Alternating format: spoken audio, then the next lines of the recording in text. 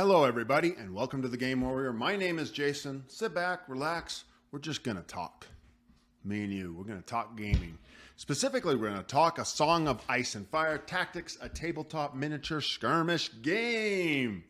So, it closed. It closed yesterday. I wanted to make a movie yesterday, but I've been working on editing my top 50 videos about board games that I do with my wife. And so I'm doing this today. So look, let's go over it a little, and I'm going to tell you mostly what I did. Okay? So 6,400 people. I'm one of those. And in fact, I'm number 26. All right. 1,886,000. So one thing that I have discovered about GameFound that's pretty cool is that you can go over to their pledge manager when they open it, and they will update that number.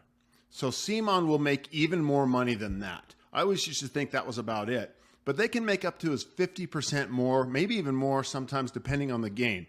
So this isn't where it's going to stop. That's pretty cool, and we'll be able to see those numbers on GameFound very soon when CMON does their pledge manager. Now, as you know, CMON has a pattern. They do a pledge manager usually within a month or two. They give you about a month, then they close it.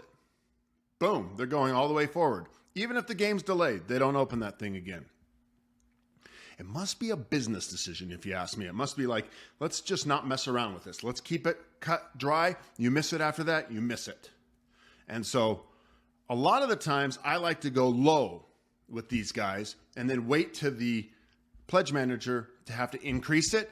Unfortunately, their pledge managers are usually so short that it's like, oh, you really don't get that savings that you may for others, you know? Like you could come in on another game and, you know, get the $99 or $60 base game and then wait a year and a half and then upgrade your money when they close the pledge manager. So they don't let you do this. But I didn't do that. So I'll tell you one thing I did that I haven't ever done before. I went... Well, I guess I should say, I wonder if I should requalify about what I was just about to say. Because I was going to say I've never gone all in before. But what I mean is this is the first all in I've gone on a CMON game before it closed. I always put that gap. And I'm going to tell you what I did. I'm going to tell you what I did. And I'll tell you why I did it. So let's go and find out what I did. Let's go, rewards. There it is, right there. $595. Oh, I did it all. I got the big dragon. I did it. I went big. Went big or go home. I got everything. Terrain, Drogon's Fury, all unlocked stretch goals at a discount. They say it's going to be here a year from now. It's not. It's never on time. Even CMON's never on time, even on their games that work the best. This is just a game I like. It's miniatures. It's going to be combat. I'm going to love all of these boxes getting it. It's going to be huge. I get the big Drogon. I think it's way better than the Cthulhu and way better than the Galactus that they did for Cthulhu Fear of the Undark and also the previous Cthulhu and the Galactus, which they did for Marvel. I think that was United, wasn't it? Yeah, Marvel United. I'm wrong. It was Marvel Zombicide. Thank you for catching me out there. You detail warriors, you. Okay, so I did the big one. I went all in. And I haven't done anything this year, except I've done a lot of retail games, like all of the retail games I've been spending a lot of money on. So this is my first Kickstarter, and it's not going to be my last because, and I'm not even looking ahead. Like there's 2 campaigns going right now that I'm going to go in on. And both of them are on GameFound right now. Okay. I went with the big one. Let's go take a look at it. I get the Battle of the Trident skirmish set. That's the base set. And I got the upper one. I'm pretty sure I do. The one with the miniatures as opposed to the other one. You get Battle Beneath the Wall skirmish set, which has been all of the stuff they've been daily unlocking. There's been no stretch goals on this one. It's been very fun to watch. I liked it. I get Drogon's Fury. I mean, you should see. I don't know. I should take a picture sometime. I wish I could pick up this whole computer and take you downstairs. I have a red dragon that's like this big. It's from D&D Miniatures ages ago. I've got the big red dragon. I think this Drogon's going to be bigger, size-wise. I'll have to take a picture of it someday, show you it. Also got like the blue dragon when they were doing some of the big sets from D&D Miniatures, which is a game I like. I've mentioned that before. This is a game I'm like. It's set in the Game of Thrones world. I just think it's a no-brainer for me. It's just going to be fun. I'm just going to do so much of it. It's just going to be great. I love that we have terrain packs. I love playing with terrain. I love the immersiveness of it. I got every one of the... Oh! I'm going to pause this. I am so sorry. Let's see if I can pause it. Did it turn back on? Did it? Let's hope it did. Let's hope it was seamless. It was powerful and it was beautiful. Look at this. Look at this set. You know, obviously this isn't for everyone. I'm not saying you should do it. You should do what you want to do. Oh, that's my little kitten named Lucy. She might be crying in the background. But this is just awesome. This is just fun stuff to me. I did get something else, though, which pushed it above $5.95. I'll show you. And this was a little ridiculous. I did it. I did the metal coins upgrade. So guess what? It's $30 for a metal coins upgrade. Guess what? This is just for one player. This set only covers the coin needs of one. $30? Oh, Simon. They're just like printing money here. Cost them probably 50 cents to make these. And they're like, ha, dumbass Jason bought them twice. Yep, I spent $60 on this. You know why? Because I have a problem with metal shiny things. I can't stand cardboard when it comes to metal coins for a game. It just, everything's so much better with metal coins.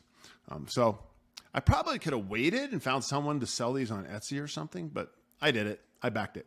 So that's what I'm at. I did it. And let's go through some of all the unlocks. Oh, that final dice. I thought that was pretty lame. I'm not impressed with that. But look, you got Mance Raider. You've got all of these pieces of terrain. You got the Maester. You got Samwell Tarly. Elizabeth Thorne, Lord of the Bones. Some of these miniatures are so great. Cotter Pike. Egret. I loved that one. Piper Tormund, Giantsbane. That's awesome. Jon Snow, and then Mag the Mighty. This big, that was a great smart move to do that opening. This is just a fun game. I tend to really enjoy the big CMON games, you know, and I wish I usually had gotten everything. Now I did see, I don't know if you saw this, but Cyberpunk just started delivering for people, and I didn't back that one. And in fact, my little kitten. CMON just announced a new game. So let's see. Let's go look at it. You want to go look? There it is. Degenesis Clan Wars, which apparently is a IP. So it's something. And so I immediately hope that this is a game I don't want and don't like to save me money. Don't want it, right? Second quarter, so that'll be in the next 3 months. I don't know anything about this, anything. I'm very excited about this game, says Dasani, but tell me please that it will be multilinguageable. Creator, hey there, the hostile is an active player competing against the operatives, trying to win himself. He's imbuing the clans with life by reacting. So, yeah, Clan Wars is this is obviously leaving tactics and going into Clan Wars. Is set in a apocalyptic vision of Europe in the year 2598, depicting the desperate conflict between two diametrically opposed factions. The opportunistic alliance of 13 groups, the clans. Gameplay is an asymmetrical, semi-cooperative, tactical skirmish war game. How is it semi-cooperative? Where up to 4 players take on the role of individual cult operatives fighting in key conflicts across the front lines of the Black Lung. Standing against them is the hostile one final player. Oh, so it's one against many. It's a one against many game. This is like in Others. Or what's another one that they just did that's one against many? I'm forgetting, but it's there. Who commands the hordes of the enemy clans?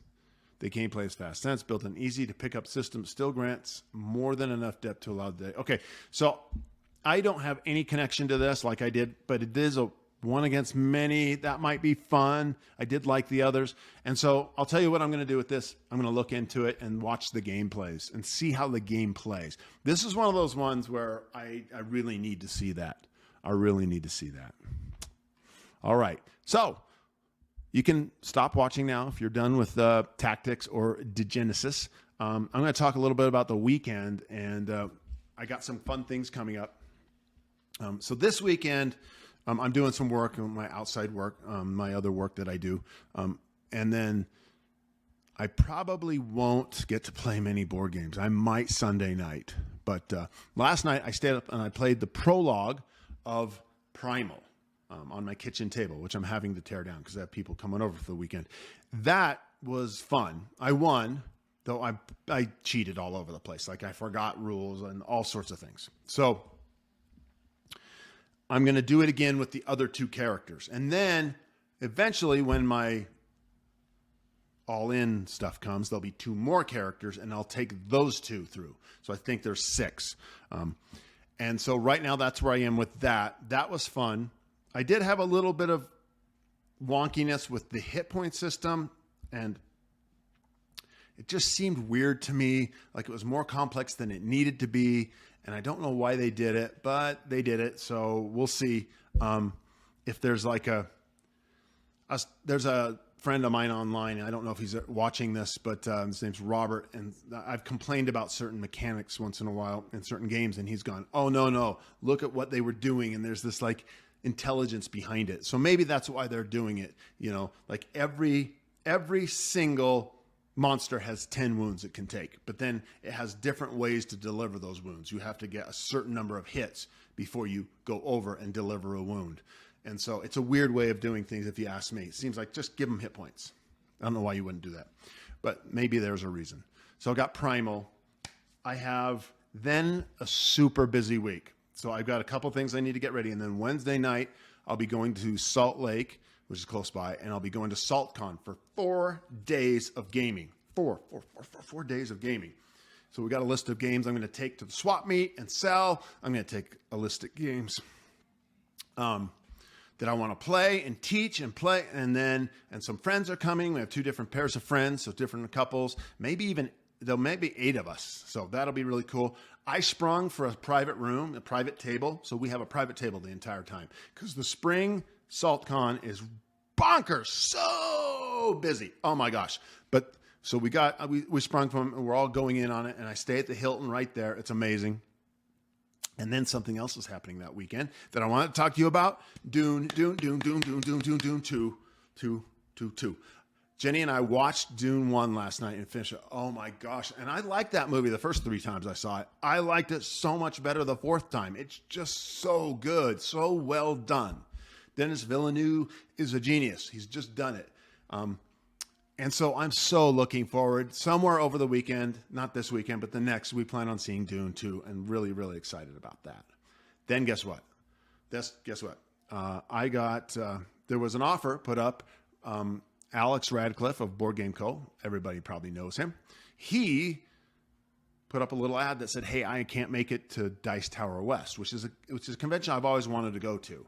It's in Vegas, but it's so close to SaltCon. In fact, it's a week later.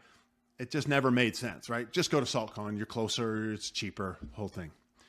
Anyways, Alex needed a couple volunteers. You get a free room and a free badge if you cover his spot in the hot room.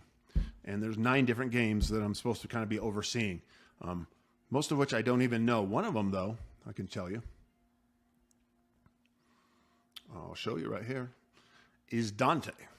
And there's a whole bunch of others, too. Inferno is another one. So these are the other 2, by the way, that I hinted at earlier that I will be backing for sure. Both gameplays and rule books, they look awesome. I'll do a separate video for that. Anyways, so then I go down and it's just me. I don't know what this is doing. Hopefully that'll just go away. It did. Crap. Anyways, and so it's 5 days, Wednesday, Thursday, Friday, Saturday, Sunday. 5 more days of gaming. I'm spoiled beyond belief. Now, half the time I have to be helping out in the hot room, but that's just great. I get to just help people play games, and the other half just wander around and meet new people. It's kind of going to be weird because I'm going by myself. So, like, I don't have my crew with me, my tribe, and so I'm going to have to, I know you see all these videos. You probably think I'm one of the most outgoing people in the world. I'm actually pretty shy. And so I probably will be pretty lonely, you know, and hopefully I'll make some friends. Hopefully I'll make some friends and I'll get some tables and play some games, new games. Oh, I did it again. I am so sorry. Anyways, that's enough. That's enough. Tell me what you're doing. I've got some big games. I got some Primal to play. I got some other board games that I try to play during the week. Oh, so many. I'm going to SaltCon with my wife and my son and my two of my best friends, you know, couple best friends. That's going to be awesome. Three. Yeah, 8 of us. And then we had to see Dune 2 and then go to Dice Tower West and play 5 more days of board games. Whoa. That's just crazy, isn't it? So I'm excited about all of that. And this video I'm going to put up Sunday, okay? Because tomorrow morning I've scheduled the top 10. So that's coming out tomorrow for me. That's yesterday for you. And then this will come out Sunday morning for you. And just some chatting about these games. As always, I invite you to say hi, reach out, tappa. You know, give me some advice. Tell me what you want to see, what you want to not see. I'm a small channel. I've only got 400 people.